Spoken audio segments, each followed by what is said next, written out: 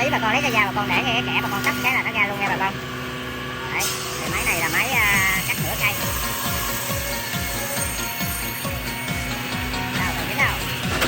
Đây dính, nó dính chút xíu bà con để đây. Đây.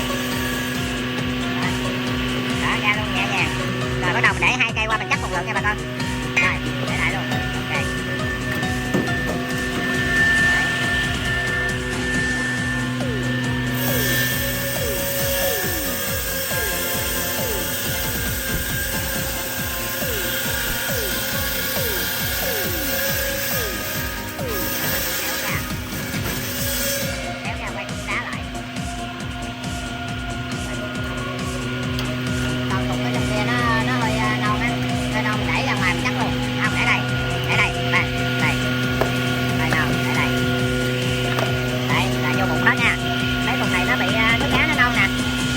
Cứ để vô cắt luôn. Đấy. Rồi cho đi luôn. Tại vì nó chút là nó ra luôn à.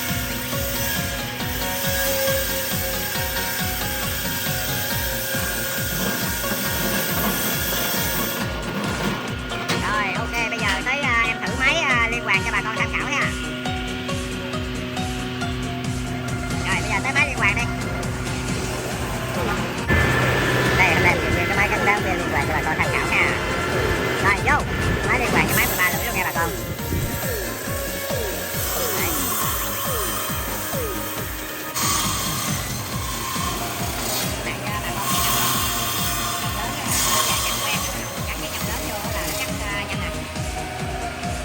Đó, cục cuối cùng đó, cái khúc mà gần hết đó bà con nhớ đẩy từ từ đây ha.